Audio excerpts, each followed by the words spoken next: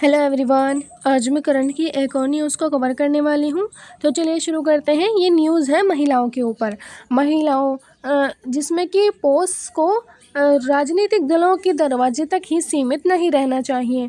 यौन उत्पीड़न कानून के दायरे से पार्टियों को बाहर रखना महिलाओं की सुरक्षा को गंभीर रूप से कमज़ोर करता है। अब देखते हैं खबर क्या है। खबर यह है कि सुप्रीम कोर्ट सुप्रीम कोर्ट ने 15 अगस्त 2025 को एक फैसला दिया है, जिसमें राजनीतिक दलों को पोक्सो एक्ट, जिसमें कि कार्यस्थल पर महिलाओं को यौन उत्पीड़न रोकने वाला कानून, पोक्सो एक्ट के दायरे में नहीं लाया जा सकता। कोर्ट ने कहा कि दल में शामिल होना नौकरी नहीं है, इसलिए यह कानून लागू नहीं होता। अब इसका परिचय देखते हैं। पोक्सो एक्ट 2013 को कानून है जो दफ्तर होते हैं, ऑफिस होते हैं, दफ्तरों में महिलाओं को छेड़छाड़ से बचाता है। यह आंतरिक शिकायत समिति ICC बनने का आदेश देता है। लेकिन यह राजनीतिक दलों में महिलाएं भी असुरक्षित हैं, क्योंकि दल को कार्यस्थल नहीं माना जाता। यह फैसला केरल हाई कोर्ट के 2022 के फैसले को सही ठहराता है। अब देखते हैं चर्चा में क्यों है। महिलाओं के खिलाफ छेड़छाड़ आज की बड़ी समस्या है।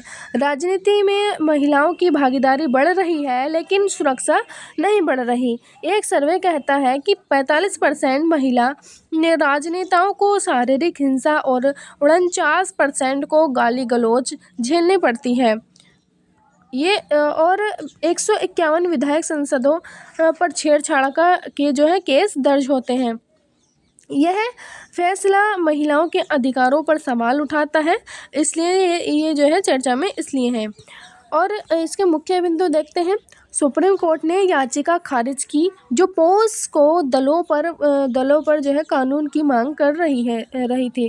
कारण इसका ये था कि दलों में सदस्य जो दल होते हैं, दल में सदस्य स्वेच्छा से होती है, नौकरी या वेतन से नहीं होती।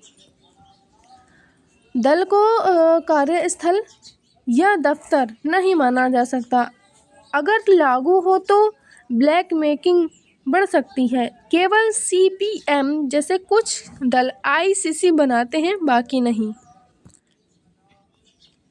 अगर आप आसान शब्दों में कहें तो पोक्सो एक्ट महिलाओं को दफ्तर में छेड़छाड़ से बचाने का कानून है, जो कि कोर्ट कहता है कि राजनीतिक दल दफ्तर नहीं, इसलिए कानून नहीं लगेगा।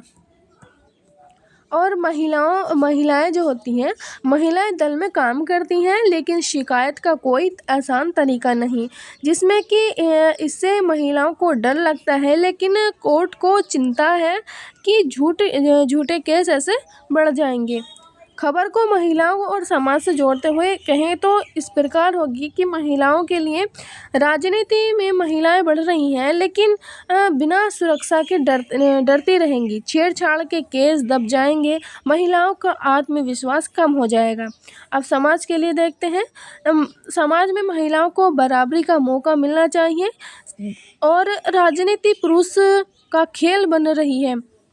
जो राजनीति पुरुष होते हैं, उनका खेल बनी रहेगी तो समाज पिछड़ा रह जाएगा, जिसमें कि इसमें समानता का अधिकार भी इसमें दिखाया जाता है एक तरीके से।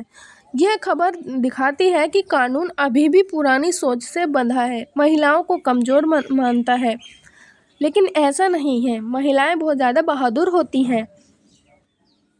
महिलाओं को बदलना होगा ताकि हर जगह महिलाएं सुरक्षित महसूस करें।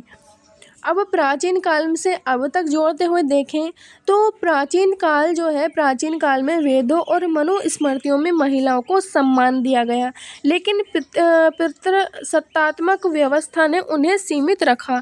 जैसे महाभारत में द्रौपदी पर चीरहरण हुआ, लेकिन समाज ने चुप्पी सीधी। मध्यकाल में देखें तो जो मुगल और राजपूत काल में महिलाओं पर पर्दा प्रथा, सती प्रथा चली। जैसे कि पर्दे में रहना चाहिए, और सती, जैसे कि आप जानते होंगे सती प्रथा। समाज में महिलाओं को संपत्ति माना, सुरक्षा नहीं दी। मध्य देखते हैं आधुनिक काल में औपनिवेशिक ब्रिटिश समय में सती रोकने वाली जो सती प्रथा थी, सती रोकने वाले कानून 1819, लेकिन छेड़छाड़ पर कुछ नहीं था। स्वतंत्र भारत के बाद देखें तो 2013 में पोस एक्ट बना। विशाखा मामले के बाद जो दफ्तरों के लिए था, लेकिन राजनीति क्षेत्र टूट छूट गए थे। और अब तक देखें तो अब तक देखें तो 2025 का यह फैसला पुरानी समस्या को दोहराता है। महिलाओं को कमज़ोर मानना। गहराई में समाज अभी भी पुरुष प्रधान है, जहां 70% यौन उत्पीड़न केस दब जाते हैं। प्राचीन में अब तक समस्या यह रही है कि महिलाओं को आवाज़ दबाना, जो महिलाओं की आवाज़ होती है उसको दबाना। यह पूरी तरह जो है ये खबर पूरी तरह करती है कि कानून बदलाव ला रहा है, लेकिन धीरे धीरे समाज को जागरूक होना पड़ेगा। जैसे कि आधे केस दब जाते हैं, जैसे जो भी यौन उत्पीड़न वो होती हैं केस होते हैं, कुछ का तो उनका पता ही नहीं चलता और कुछ ऐसे दब जाते हैं। अब इसका कारण देखते हैं। राजनीतिक दलों में नियुक्त कर्मचारी का जो रिश्ता है नहीं होता, और सदस्य मुफ्त और स्वेच्छा से होती है, वेतन या अनुबंध से नहीं होती। दल की गतिविधियां दफ्तर तक सीमित नहीं, पूरे देश में फैली है।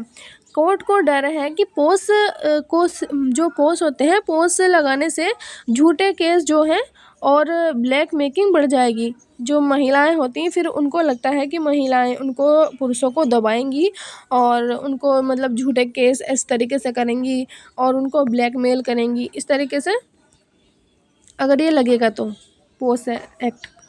और समस्या क्या है, राजनीतिक दलों में आईसीसी नहीं बनती, शिकायतें दब जाती हैं, महिलाएं छेड़छाड़ झेलती हैं लेकिन बोल नहीं पाती, डर से नौकरियां या सदस्य खोने का, जिसमें कि जो महिलाएं होती हैं वो बोलती नहीं है, डर से जो है अपनी नौकरी जो है खो देती हैं।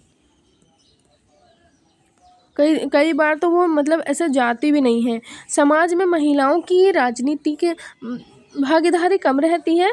45% महिला नेता हिंसा का शिकार, लेकिन कोई कानूनी रास्ता नहीं है। समाधान देखते हैं। चुनाव आयोग ECI को मजबूत बनाए, दलों पर निगरानी रखे और दलों को खुद ICC बनानी चाहिए बाहरी सदस्य के साथ। कानून में बदलाव, पोस को विस्तार दें, राजनीति को शामिल करें और जागरूकता अभियान चलाएं ताकि महिलाएं जो हैं बिना डरे शिकायत करें।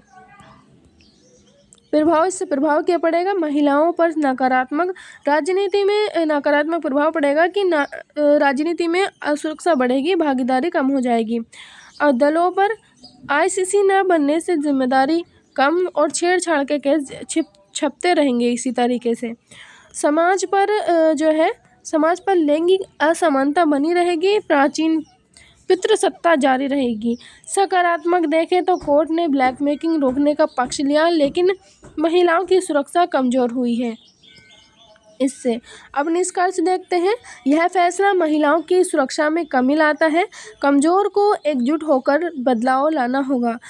कानून और संस्कृति दोनों में, कानून और संस्कृति में समाज को एकजुट होकर बदलाव लाना होगा। और प्राचीन में अब तक संघर्ष जारी है, लेकिन आशा यह है कि जागरूकता से महिलाएं मजबूत होती हैं और मजबूत होंगी। अंत में कहें तो हर महिला सुरक्षा भारत का सपना पूरा होगा।